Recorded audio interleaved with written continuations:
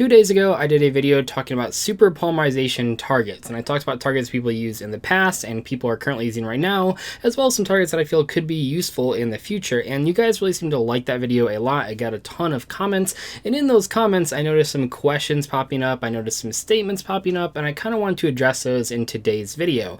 These aren't like commenters don't understand comments, we're not looking at any like terrible things that people left, but we are just sort of talking about some of the things that came up in that comment section. First and foremost, I totally forgot to put a card on that video. I originally had like my notes for that video with all the cards that I wanted to talk about, and then they accidentally got deleted, and one of the cards that I forgot to add back to that list when I remade it was the Nethersoul Dragon Fusion Monster. This is a dragon fusion that you can summon with 2 zombie type monsters, and I've actually talked about this card pretty recently when I talked about Super Poly, and basically the way that you use this card is that if you have Zombie World on the field, you can use any 2 monsters to summon this thing, and that's actually pretty cool. Certainly though, if you plan on playing a zombie deck right now or in the future, you definitely want to play this card in your extra deck alongside Super Polymerization. Most decks out there, pretty much all decks out there, don't have that form of removal with Super Poly, but zombies do, so you definitely want to take advantage of it. The next thing that I want to talk about is a ruling question related to the World Chalice Guard Dragon Fusion Monster, and this thing says it takes 3 link monsters to summon, and then its first sentence says must first be either fusion summoned or special summoned from your extra deck by attributing the above cards you control. But basically people were wondering, can you even summon this thing with Super Poly, because it says it must be contact fused. Well, it doesn't just say it must be contact fused, because the very first thing, must first be either fusion summoned, means that you can properly fusion summon this thing with whatever you want, and lo and behold, Super Polymerization is a proper fusion summoning card. I know a lot of people think that Super Poly just special summons a monster, but it actually does in fact legally fusion summon it, which means you can use it with this card.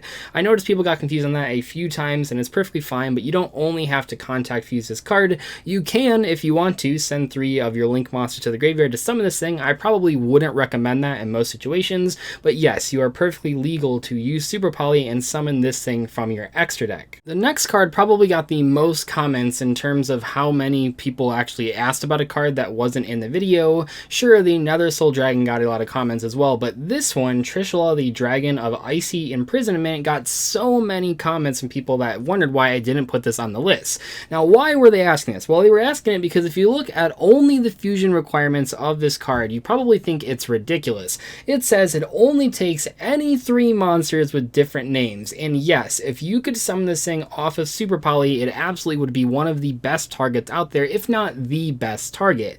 However, this card cannot be summoned with Super Poly, or at least it can't use your opponent's monsters, because if you read on into its effect, it says as the first line, must first be either fusion summoned using only monsters in your hand and or field, or special summon from the extra deck by banishing, some rest of the contact fusion stuff. But the important part here is that if you are fusion summoning this card, you have to use monsters either on your side of the field or in your hand. What this means that if you do try to summon this thing with Super Poly, you can't use your opponent's monsters, you can only use your own, and that's probably not what you're trying to do in most cases. So a lot of people asked about this card, and that's perfectly fine. I think this card is very confusing to a lot of people. I didn't really even think to mention it in the video, but even I myself, when I first read this card, I was like, well, wait a second, can't you just summon this thing with Super Poly? That's incredibly powerful, when in reality, you can't do that. So just so you guys know, this card has to use cards either on your side of the field or in your hand to fusion summon it. So if you try to summon this thing with Super Poly to get rid of 3 of your opponent's monsters, you're going to have a pretty bad time. And that brings us to the final discussion that'll take up the rest of the video, and it's a lot to talk about, and I kinda am disappointed what I used as the thumbnail for the last video because it ended up being a huge portion of this next installment.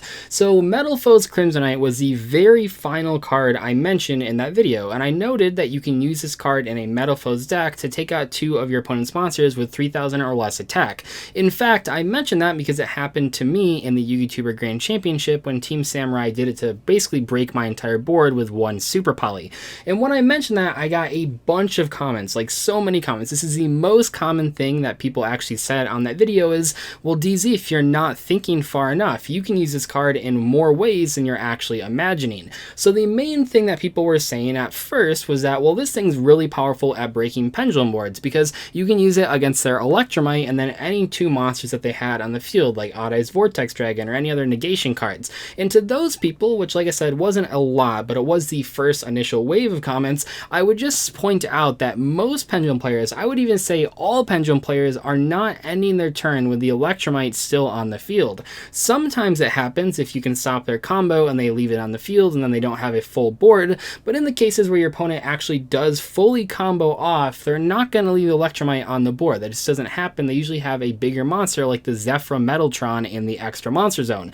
So in those cases, going second, which is where Super Poly is at its best, this card actually isn't a good target because your opponent very often won't have that Metalfoes monster on the board. But then I got a second wave of comments that I really didn't expect, because to me it seems so obviously not good that I just was really confused why so many people left the comment. So a lot of people with that second wave of comments said, okay, we won't use the card going second. That makes sense. People don't usually end their board with the Electromite, but what if we used it going first? You know, what if you went first, set the Super Poly, you let your opponent summon the Electromite, and then Pendulum summon a big bunch of monsters, and then you just use the Super Poly to take out the Electromite in 2 of your opponent's cards. And to those people, I would like to remind you that whenever you're looking at a card, whenever you're looking at an interaction or a combo, you can't just look at those cards or interactions in a vacuum. And what that means is that you can't just look at them by themselves. You have to compare them to the other options available. Are there other cards that are more viable than Super Poly going first against Pendulums? And in the case of Pendulum monsters especially, there are so many other options that are much more viable than just using Super Poly.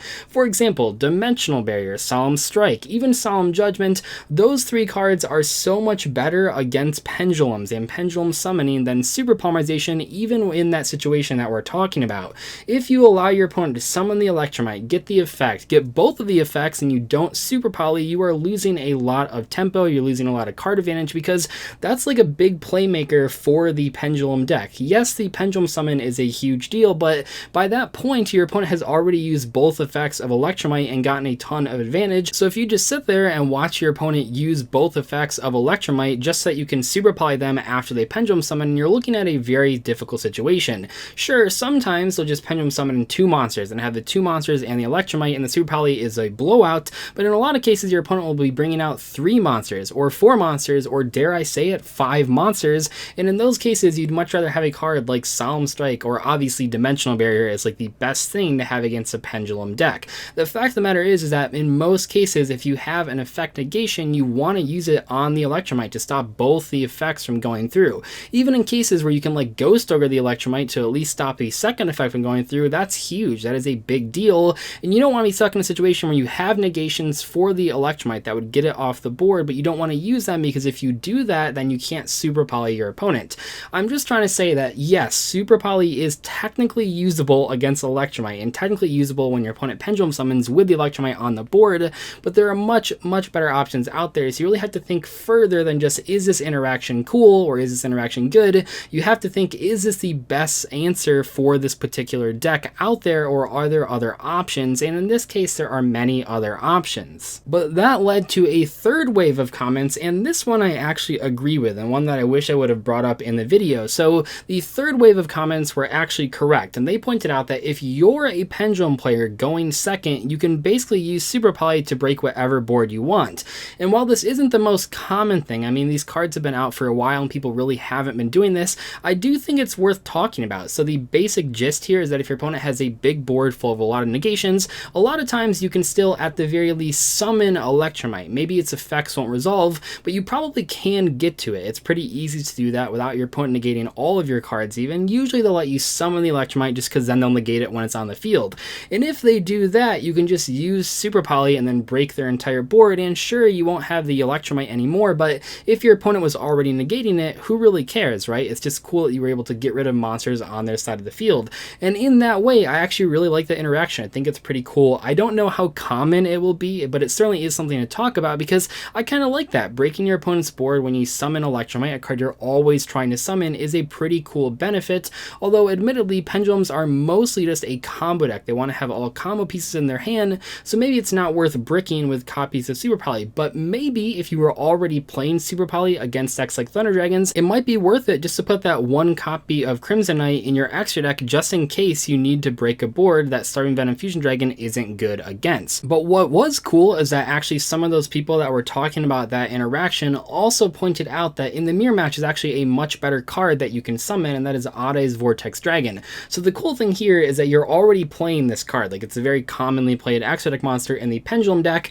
and if your opponent goes first, they're almost always going to end on this card alongside other cards, especially like the big boss monster Endymion or whatever. That's a Pendulum monster, and the Odd Eyes Vortex Dragon takes one Odd Eyes monster and one Pendulum monster, so if you draw Super Poly, you can summon your own Vortex Dragon using theirs and their big boss monster that has a bunch of counters on it. That's a pretty cool way to actually break their board, and also you'll get the Vortex Dragon bounce effect on summon. That's a pretty big deal, and it might actually be better than the Crimson Knight because you don't have to have any cards on the field at all. I'd say that one of the issues here is that, yeah, to take full advantage of Crimson Knight in a Pendulum deck, especially in the mirror match, you have to actually get to that Electromite. If your opponent just negates everything you do, you won't actually be able to use that Super Poly. So maybe just consider playing the Crimson Knight and whatever, but if you want to do something for the mirror match specifically, just do Super Poly and summon Odd Eyes Vortex Dragon. Pretty cool stuff, and definitely a huge shout out to all the Pendulum players that left comments in that video. Anyway though, I think that mostly covers the most popular comments that I got on that Super Polymerization discussion video, so hope you guys enjoyed this extra installment answering some of those comments. I'll see you in the next one. Thank you so much for watching. Goodbye.